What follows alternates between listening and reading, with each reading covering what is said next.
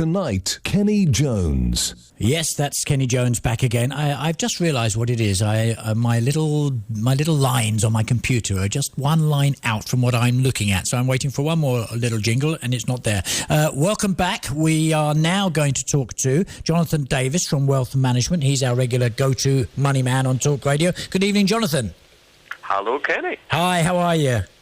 I'm very well, thanks. How are you? Yeah, good. This is probably slightly unusual for you. I know you normally talk to Lisa about this time, but thank you for joining me. I'm standing in for this week. My great pleasure. Now, whereabouts are you? Are you in London, Jonathan? Where are you? Just north of London, sort of halfway between the city and Cambridge, on East Hertfordshire. Oh, very nice area. Yes, I do know that area. Very nice. Yes. And what have you got right now, weather-wise? Is you okay there? Bitterly cold, but quite fine. As long as you wrap up well, you're basically okay. I was watching something on the television yesterday in the UK, and I just thought, I would struggle now. I've only been here 6 years, but I think I would struggle now. It just looks, everybody's wrapped up and struggling home after work in the dark. I thought, oh, God, I don't know if I could do that anymore. Indeed, I think moving 1,000 miles south is not a bad idea at times like these. It's not a bad idea for sure. We do have a lovely life here, and we're very fortunate. Times are tough everywhere, though, which is what brings us to you. But let's start with this breaking news. Fred Goodwin has had his knighthood annulled. Indeed, he does. Your listeners will be reminded that he originally got a knighthood for services to banking. Yes, it is kind of laughable, isn't it? And when you consider that what those services were, what they were was he borrowed vast amounts of money and just bought other banks. RBS bought NatWest. Then they bought a huge Dutch bank for 40-odd billion pounds. And, you know, in a rising market, a monkey can make money. And you mentioned about taxes being paid. Sure, they were paying taxes. However, that's all relatively short-term, because those taxes have effectively been handed back, and some, because, of course, we handed RBS £45 billion. Put that into perspective, Kenny. That's 90 full-size NHS trust hospitals. 90. Oh, my God. That's how much we gave the taxpayers, the government then. Of course, we didn't have a decision on it. That's how much we gave to one bank. Never mind all the other banks that we gave fortunes to. So it's about time that he had his gong stripped. But it does, just one final point, it does lead to the question, all these other bankers, how come they still get to keep all their gongs? Well, yeah, I mean, this has been a voluntary, yes, as far as the knighthood is concerned, that's different, that's on advice, sure, but the bonus, that's been a voluntary decision by himself, isn't it? Here, Stephen Hester we're talking about here, he's made the decision to give that up himself because of public opinion, so they say. Well, yes, I mean, technically, he voluntarily, Stephen Hester, the current chief executive of RBS, technically, he voluntarily gave up his bonus, but the reality is that Ed Miliband, the leader of the Labour Party, the opposition, was calling for a vote in Parliament. Well, you know, when it gets down to that level in a state-owned bank, you really don't want to be at the thick end of that if you are the person in question. But, you know, it's amazing how the mainstream had a feeding frenzy focus. There's alliteration for you. A feeding frenzy focus on Stephen Hester and his £1 million. But again, that's £1 million that has been given up compared to £45,000 million that the taxpayer gave to his company. So, it pales into insignificance. Yeah, it really does. Let's stick with going back to the knighthood just for a minute. We'll get Fred Goodwin out of the way, because that's what we all want to do, really. At the end of the day, it isn't him that's gone to the government and said, please give me a knighthood. I mean, somebody up there is deciding he's worthy of this knighthood. Who are these people that's making these decisions based on the kind of thing that he's done? Well, indeed.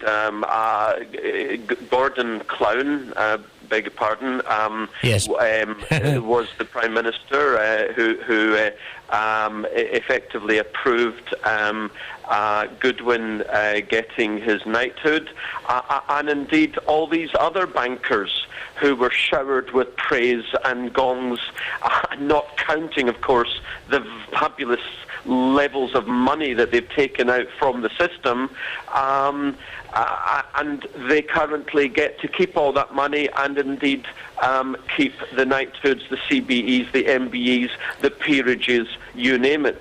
And of course there's one thing that Goodwin hasn't been stripped of, and that's his £350,000 a year index-linked pension. He's not going to be crying too much, I can assure you of that. I mean, is there any doubt that, is there any doubt in anybody's minds that these knighthoods, these gongs, are just bought and paid for? I mean, I don't think any person in the street thinks anything other than that now. Well, there are, of course, the MBEs and the whatnot for the postmistresses and the head teachers of the primary schools who were there for 25 years, and I think we all applaud those. But ultimately, it's not what you know, it's not what you've done, it's who you know and who you've supported. That's where it comes down to, and whether you're supporting the current government or the current opposition, it doesn't matter, because each of them has got an allocation of gongs to hand out. It clearly is, for want of a better phrase, jobs for the boys, yes. And ever thus it will be. As I say, at least some people who are real people, who are selflessly working for other people, they do get recognised. But ultimately, it's jobs for the boys, for the vast majority of these folk, I'm afraid to say. Yeah, and I do tend to think that some of these people that you're talking about, the other people, it's kind of a little token gesture. It's like they're patting them on the head while they're giving millions away to the guys who already have millions anyway. Exactly, just because they put millions into their coffers to help them get re-elected or whatever. Mm-hmm. Anyway, let's go back to RBS, because I know you have very strong thoughts on that, and you actually sent me something which I read briefly before we came on air. What I wanted to ask you before you give me that opinion really is, was there a better alternative to putting 45 billion into RBS, without massive job losses or whatever? Was there another alternative that wasn't looked at? Before I answer that, it's an interesting way you've posed the question, because you added the phrase, without massive job losses. Yeah. That's the point. There is no way that we're going to avoid massive job losses globally and in the UK in global finance and in banking. What they did was they put vast amounts of money into the banking system, hundreds of billions of pounds, of which, as I say, 45 billion alone went into RBS. And yes, of course, what it did was it stabilised the banking situation. And for a couple of years, it stabilised the employment situation. But the fact is that globally, banking lost over 200,000 jobs last year. It's estimated that more than 200,000 jobs will go this year. In London alone last year, 25 to 30,000 banking jobs went, and probably the same again this year. So, whether they went in 2009 or whether they're going in 2011, 12, 13, 14, 15, it doesn't matter. What matters is they were going to go anyway, so why are we continually throwing good money after bad? All we're doing is staving off the inevitable. Let's take the hit now. I mean, that's the reality. Instead, they're giving us pain for 20 or 30 years. As far as I'm concerned, we're out in an economic depression. I'd rather we took 2 or 3 years of hard recession, and from that we can then grow out of it. Instead, by continually bailing out these banks, we just go down step by step by step over 20 or 30 years.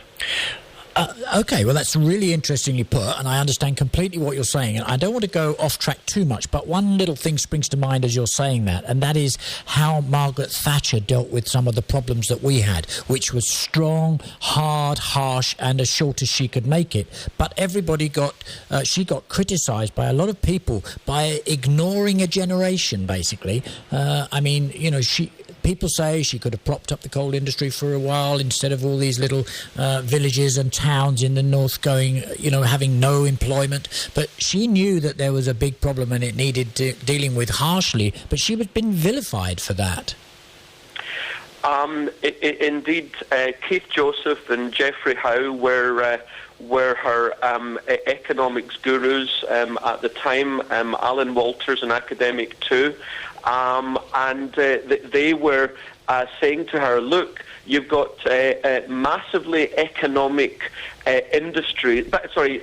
non-economic industries in the UK, which are just going to sap us of our economic strength over many, many years.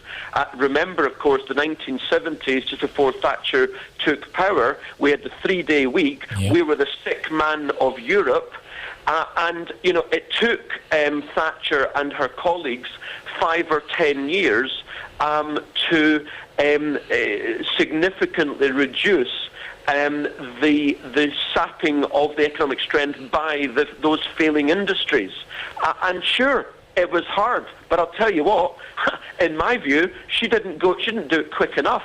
She should have done it in 2 or 3 years, but she kept diddling and dawdling and wondering whether or not it's the right thing and all the rest of it. It took 5 or 10 years.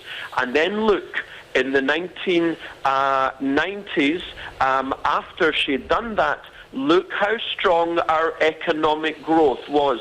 We were one of the strongest growers in Europe.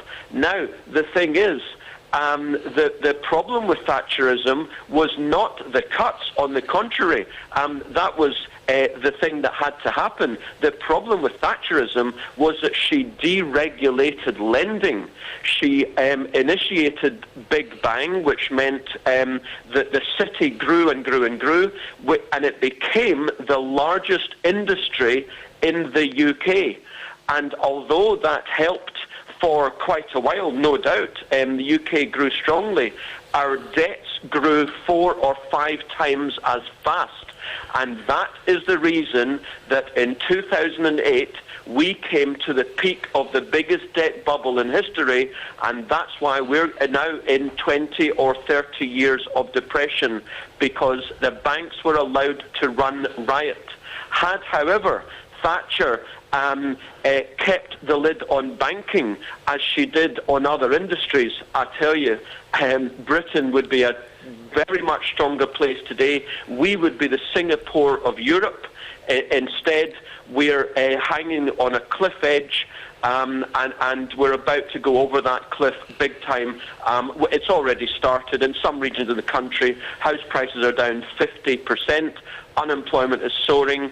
So it's happening. It just takes time for it to happen. If only they stopped bailing out the banks, as I say, we could cut the rot out of the rotten apple today and move forward. Instead, the rotten apple just gets worse and worse year by year. This is because there are people at the top who are scared to make tough decisions. Well, absolutely, because no turkey votes for Christmas, and no politician is actually going to take the hard decisions that leaders need to take. Instead, it's all about the next election. It's all about, let's just keep it going until we get to the next election, and then we can do a little bit more. Well, forever we've had short-termism by politicians. Yeah. Thatcher, when I grew up, Thatcher was the devil incarnate. But now that I've grown up, I can see that actually she did a lot of really good things for her economy. But as I said a moment ago, not everything she did was great for the long term of our economy. But the guys today, Cameron, Clegg, Osborne, Cable, they're no different to Clown and Blair and Balls. They're no different because, interestingly, recently, Osborne just announced that he's going to borrow even more money than Ed Balls, the Shadow Chancellor, was saying 6 months ago that he was going to borrow. There is no difference between left and right, as far as I'm concerned, any longer. They're only interested in feathering their own nest. Yeah, I'm afraid I have to agree with you with that. For the benefit of myself as much as the listeners, I wonder if you can give me a brief description of exactly what Margaret Thatcher did when we're talking about this deregulation, because I'm not totally sure I understand it. Well, to put it into a context where I think is pretty straightforward. For example, many of your slightly older listeners will remember in the 60s and 70s, if they wanted to get a mortgage to buy a home, they'd have to have a quarter or a third of the value of the property saved up. And then they'd have to go cap in hand, touching forelock, to the building society manager, who would interview them and grill them in great detail and decide whether or not he can lend them the money. And indeed, there was often a queue to get mortgages because lending was they kept a lid on it, they kept a cap on it. When Thatcher and her cronies deregulated lending in the very late 1970s, it meant ultimately that banks or building societies could lend whatever they want. They could literally create money out of thin air until it got to the stage in the 2000s where you didn't have to visit anyone. You could do it on the telephone, and they'd ask a couple of simple questions, and ultimately, this is so true, because the FSA, the Financial Services Authority, have confirmed it time and time again. Ultimately, 45% of mortgages, they didn't even verify your income. So, of course, how many mortgages in the mid to late 2000s were borrowed on about 7, 8 or even 10 times income, because actually you just put down the income level that you wanted. So that's what she did, what was wrong.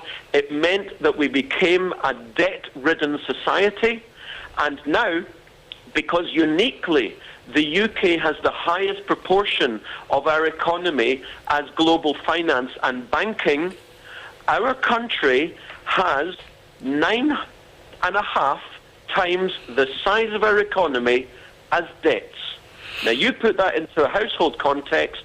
Let's say an average household, say, is earning, 50,000 euros a year. Imagine that household with 450,000 euros of debt.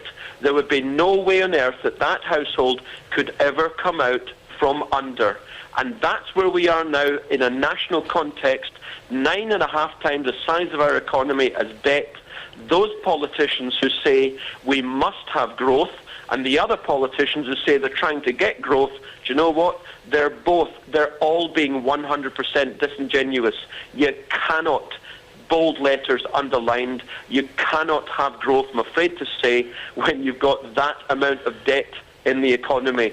And that is the pretense that they're all saying they can do something about it. They can do nothing about it because they deregulated lending 30 years ago, and that's now the reason why all this time later we're falling off a cliff. After 30 years of debt growth, as I say, we will have 20 or 30 years of economic depression as the debts fall and people stop buying houses and stuff, because they simply don't have the money to spend it. It's an incredibly depressing thought for the kids who are growing up and trying to, do their studies now. But you've nicely gone into more of thinking internationally there. And one of the things that's been going on so much for the last few weeks is this whole new Greek debt deal. As you rightly say, it's been within days of completion for so long now. Where do you think we are now with that?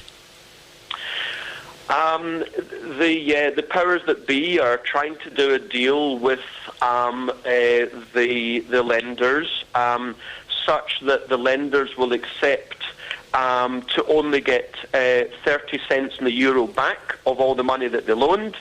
And of course, the lenders are saying, hey, we're not having any of it.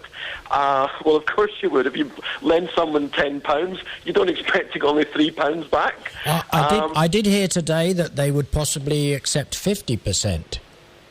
Well, same difference. If you lend someone £10, you're going to be happy to just get £5 back? The answer is no. Either way, they've been in discussions, not quite beer and sandwiches, maybe it's wine and tortillas, I'm not quite sure, for weeks, trying to hammer out some kind of a deal. I think ultimately Greece is quite simply bankrupt, as indeed Italy is, Spain, where you are, Portugal, Ireland, of course, has gone bankrupt already, and the lenders will take massive losses. It will be a big hit to global banking, and it's yet another nail in the wall of this whole debt edifice. As the banks take losses on all those loans that they've made to households, to businesses, and indeed to governments, thus they have less money to re-lend, as I say, 20 or 30 years of falling debts, which means 20 or 30 years of falling economy. Greece, I think, ultimately is likely to leave the euro, and I rather suspect relatively soon followed by Portugal and maybe Spain too. It's not going to be pretty, that's for sure. It's really not, and we're going to have 2 euros, aren't we? I mean, two levels of eurozones. I mean, quite simply, there'll be two sets. You know, the rich and the poor, basically. Well, the countries that leave, if it indeed is the case that the southern European countries leave, as opposed to Germany leaves, because that's the alternative that could happen. Germany leaves because the Germans are just so fed up of bailing everyone else out. But if it's the southern European countries that leave, well, Spain will go back to peseta, Greece will go back to drachma, etc. These currencies will be sold off big time by the markets. So, for example, the peseta, it could well lose 50, 75% of its value. So, in other words, anyone with any assets in pesetas or in Spain will suddenly see a half or three quarters wiped out within weeks or a few months of Spain leaving the euro. And these are clear and present dangers, as they say. People need to wake up to these economic realities. We are, as I say, we're hanging by our fingertips off a cliff. Already, of course, countries have gone bankrupt, but the next stage is still to come, and it'll be even worse than 2008, when international companies were going bust. Now, 2012, countries are going bust. It's a wholesale level.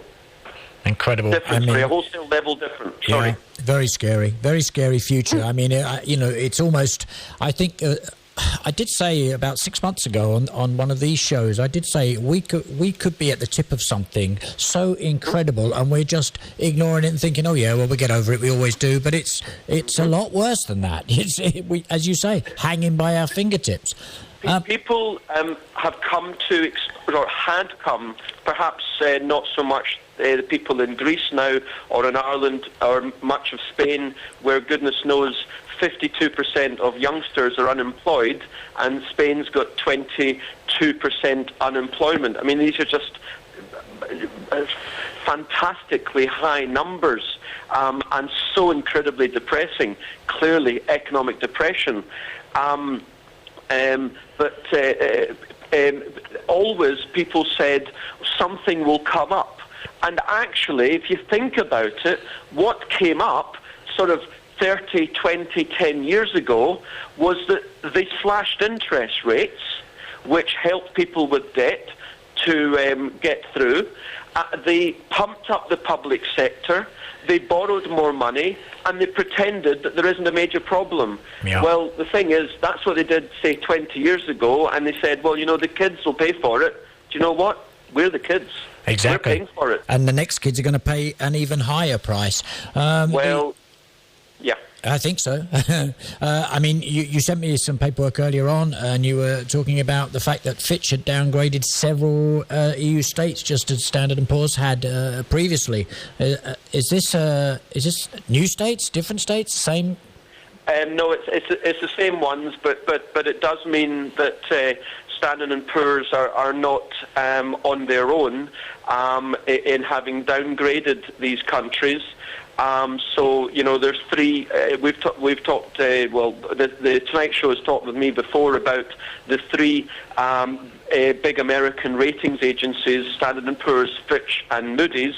So now 2 out of the 3 have downgraded most of the EU countries, which puts further pressure on the lenders to increase the interest rate that they lend to those countries. Portugal, for example, is now paying 15% to borrow over 10 years.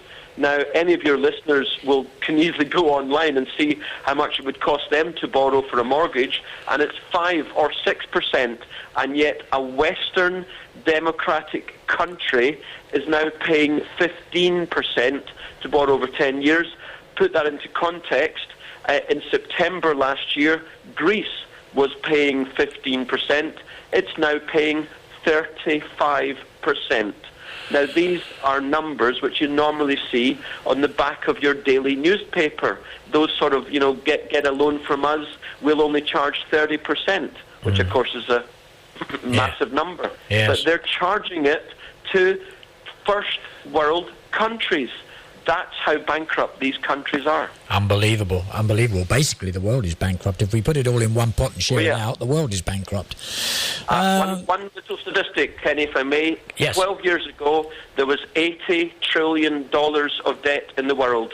12 years later, there's $220 trillion of debt in the world. But of course, we haven't had 3 times economic growth, have we?